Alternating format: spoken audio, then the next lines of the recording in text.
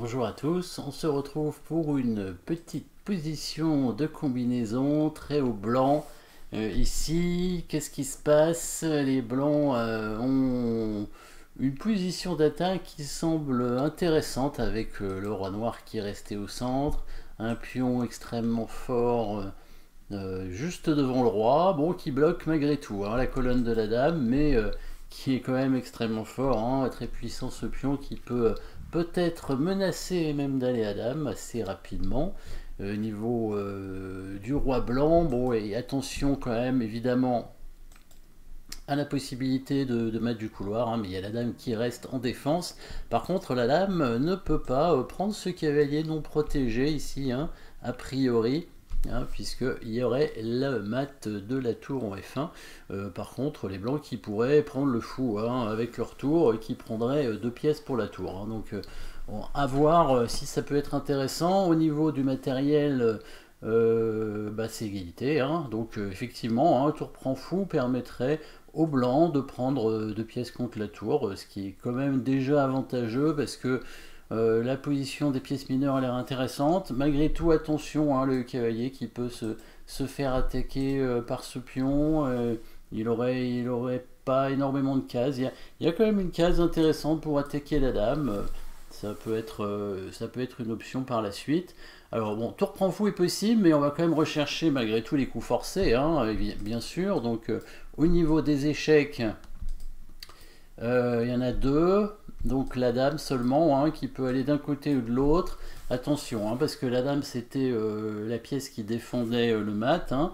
Donc si elle fait échec en H5 et que le pion noir avance, la dame sera obligée pratiquement de revenir où elle était. Sinon c'est mat, donc ça semble pas être un bon échec de ce côté-là. Et de l'autre côté, bah, le pion va avancer, pareil, hein, dans les deux cas en fait, le pion avance et attaque la dame finalement et bah, la dame qui devrait revenir. Donc a priori, rien d'intéressant avec ces échecs. Est-ce qu'il y a des menaces de mat? C'est pas impossible parce que le roi n'a pas de case, mais il semblerait qu'il n'y en ait pas pour l'instant. Hein. En tout cas, pas de mat en un coup. Par contre, on pourrait, comme on a vu, attaquer la dame avec le cavalier. Ça peut être un coup intéressant cavalier qui attaque la dame, c'est pas une menace de mat, mais en fait si, c'est une menace de mat en deux coups, puisqu'on prend la dame, il serait obligé de reprendre avec le pion, et après la dame blanche pourrait faire échec et mat ici, puisqu'il n'y aurait plus le pion en C7. Hein. Le roi noir n'a pas de case, hein, donc ça c'est intéressant. Ok, B5, attaque la dame tout en menaçant mat, il faut que la dame noire bouge, évidemment pour éviter l'attaque du cavalier, puisqu'en plus la dame est prise sur échec, hein, donc même si les noirs attaquent la dame blanche, ça ne sert à rien. Ils seront obligés de prendre le cavalier de toute façon. Donc la dame doit bouger.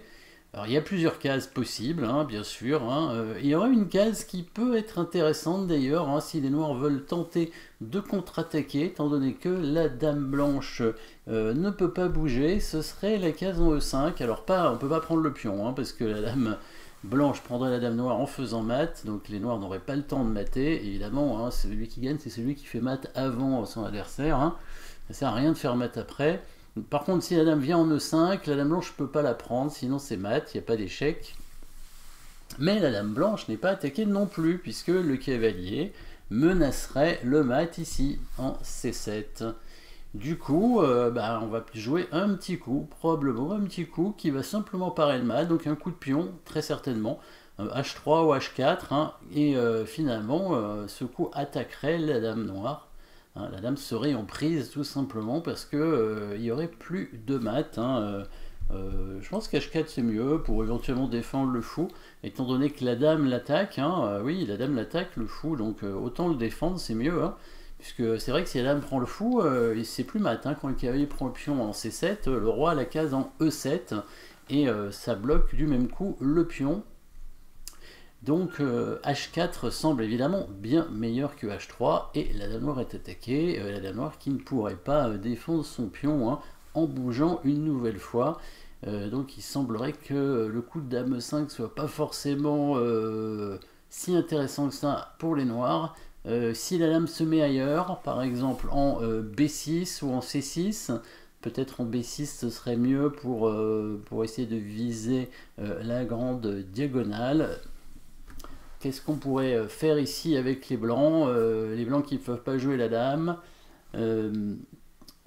Peut-être un coup de pion serait possible, mais si la dame se met en B6, ce ne serait pas forcément une menace de prendre le cavalier, étant donné qu'il y a la tour quand même qui descendrait en F1 et la dame B6 qui pourrait faire échec en G1.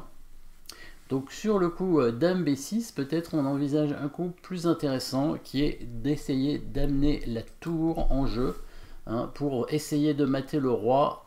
Et le coup tour D1 semble très très bon pour pouvoir prendre ce pion D5 et menacer mat derrière les pièces noires qui ne peuvent pas trop bouger. Hein, vraiment dans cette position. Donc le premier coup qui semble être vraiment très bon, le coup cavalier B5 avec deux options. Si les noirs tentent de contre-attaquer avec dame E5, on va simplement avancer le pion en H4 pour défendre le fou tout en parant la menace de maître du couloir. Donc là on menacerait de prendre la dame, bien sûr si les noirs prennent, on prend le pion et c'est mat tout de suite.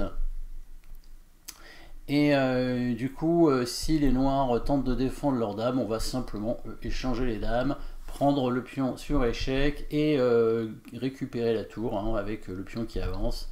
Il va être obligé de prendre, ou alors s'il fait roi F7, ça change rien, on fait dame, il sera obligé de prendre dans tous les cas le pion, et à la fin on va même récupérer encore une pièce, hein, puisqu'on attaque les deux pièces avec la tour, donc on aura une tour d'avance, hein, ce ne sera pas une qualité, ce sera une tour d'avance, carrément.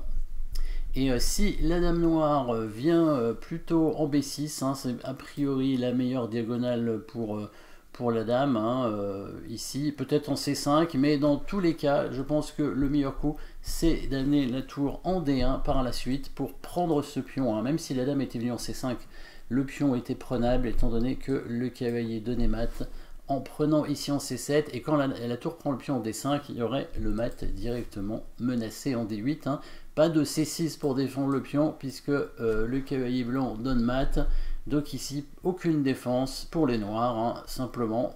Par exemple, qu'est-ce qu'on peut imaginer hein, le coup de tour, tour en F2 pour attaquer la dame. En fait, ça ne menace rien, puisque la tour pourrait quand même prendre le pion en D5, et après on materait quand même sur la case en D8. Hein. On voit la force du pion ici en E6 finalement qui vient, qui joue pratiquement le rôle d'une pièce supplémentaire pour les blancs hein, et qui vient contrôler deux cases très importantes pour le roi noir. Voilà, donc petite combinaison intéressante avec un contre-jeu quand même hein, possible avec le coup de dame en E5, un coup à voir, en tout cas un coup à analyser dans la position, toujours voir les meilleurs coups de l'adversaire bien sûr quand vous analysez une position. Voilà, merci d'avoir suivi cette petite position et à très bientôt.